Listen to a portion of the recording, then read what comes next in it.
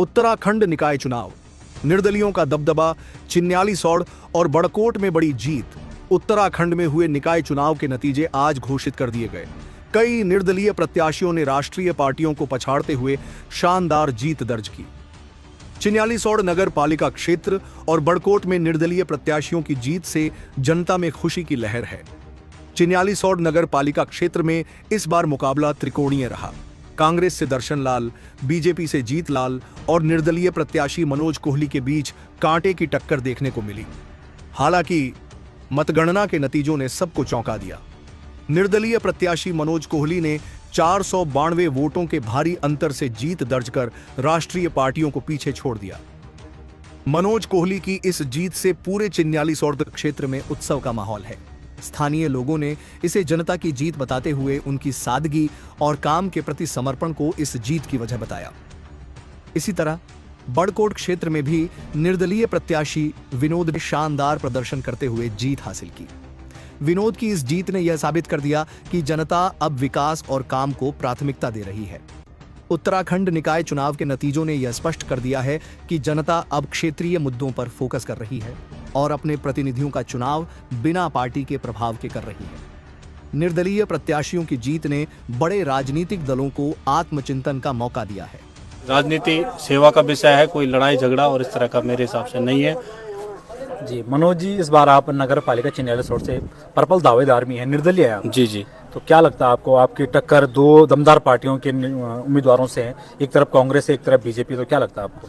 देखिए चौहान साहब, मैं इस दिशा में कुछ नहीं सोच रहा हूँ। मेरी टक्कर, मैं न तो टक्कर में न इस तरह की चीज़ें कुछ नहीं सोच रहा हूँ और ना मेरा कोई ऐसा उद्देश्य कभी रहा है कि मैं किसी को हराऊं या फिर जीतूं। हारने के लिए या किसी को हराने के लिए, ये इन सबसे ऊपर ये जो है मेरा हमेशा से भाव रहा है।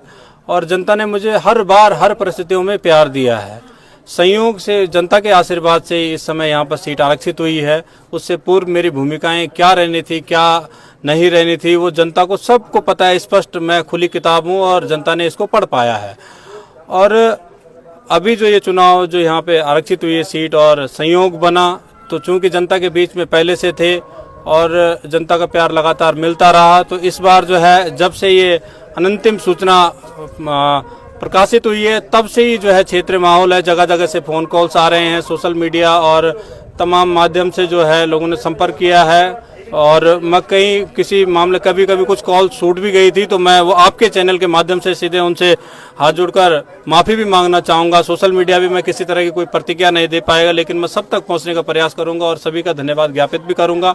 ये जो वैसा माहौल बना है, मुझे लगता है ये कुछ मेरे ऊपर देवी कृपा रही होगी, इस तरह का प्रेम जो मिल रहा है। नहीं तो मुझे नहीं लगता मैंने उस लेवल का कोई काम किया है या उस तरह, लेकिन मेरी सेवाओं को जनता ने स्वीकार करा, ये मेरे लिए बहुत बड़ा आशीर्वाद है। और जगह जगह से आशीर्वाद मिल रहा है, प्रेम मिल रहा है, तो ये बहुत बड़ी बात है। और मेरी प्राथमिकता, मैं राजनीति को एक सेवा का विषय मानता हूँ।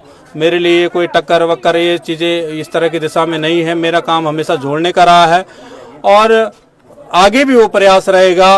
और इस नगर पालिका की समस्याओं को मैं महसूस करता हूं, आवश्यकताओं को मैं महसूस करता हूं। और नगर पालिका में निवासरत लोग या आसपास के क्षेत्रों को लोग जिस तरह से प्यार कर रहे हैं, तो अब मैं आपके चैनल के माध्यम से ये कहना चाहूँगा कि मनोज अब मनोज नहीं है या बड़ी थी अपने परिवार तक सीमित नहीं है।